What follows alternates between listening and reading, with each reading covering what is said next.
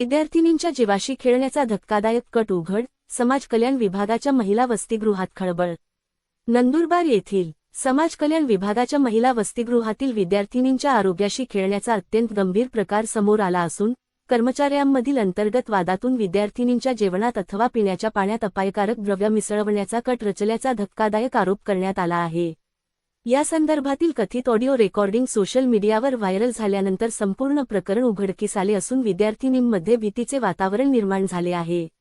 मिळालेल्या माहितीनुसार सुट्टीचा कालावधी सुरू असतानाही वैद्यकीय व इतर व्यावसायिक अभ्यासक्रमांचे शिक्षण घेणाऱ्या सुमारे 22 विद्यार्थिनी महिला वसतिगृहात वास्तव्यास होत्या.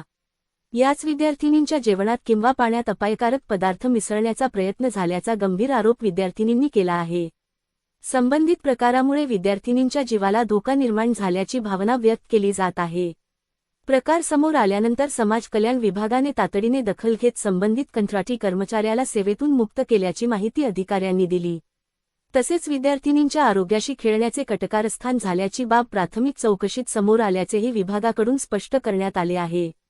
मात्र केवळ सेवेतून मुक्त करण्याची कारवाई पुरेशी नसून विद्यार्थिनींच्या जीवाशी खेळण्याचा प्रयत्न करणाऱ्या संबंधित सर्व व्यक्तींविरुद्ध फौजदारी गुन्हा दाखल करावा, अशी ठाम मागणी विद्यार्थिनींनी केली आहे.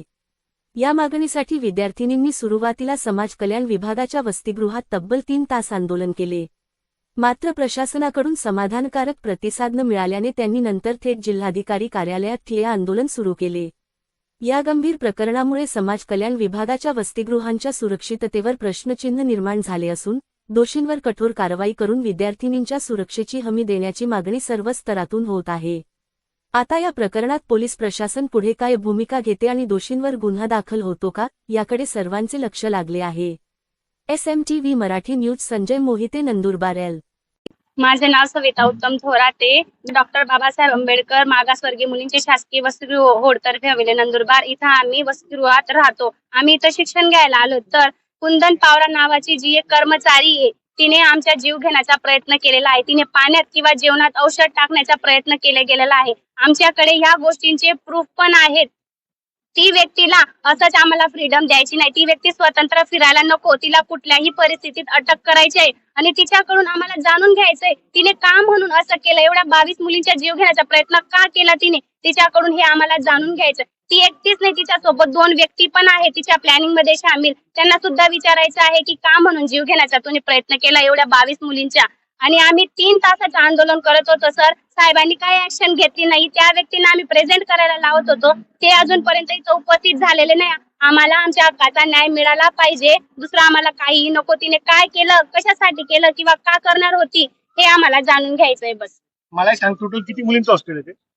सर एकूण संख्या पूर्ण 60 आहे, पण सध्या मेडिकल स्टुडंट आहेत फक्त, कारण मेडिकल स्टुडंटला सुट्टी भेटत नाही. मेडिकल फक्त 22 विद्यार्थी आहेत, तर 22 विद्यार्थ्यांचा घात करण्याची मोठी प्लॅनिंग चालू होती सर. आणि वरिष्ठ अधिकाऱ्यांनी सुद्धा काही ऍक्शन घेतली नाही. आम्ही 2 दिवसापासून ते कळवलंय सर, तरी सुद्धा काही ऍक्शन घेतली नाही. म्हणून आम्हाला आज आंदोलन करावं. 2-3 दिवस होऊन गेले सर. आम्ही ही गोष्ट त्यांच्या कानावर टाकली. 3 दिवसांनंतर ते आज ऍक्शन घेत आहेत. आज ते गुन्हा दाखल करायचं सांगतायत सर. आम्ही बाहेर बसलो म्हणून त्यांनी आज पाऊल उचलला सर. उद्या उठून जर मुलीचं काय होऊन गेलं असतं सर, यांनी काय उत्तर दिलं असतं आमच्या पालकांना.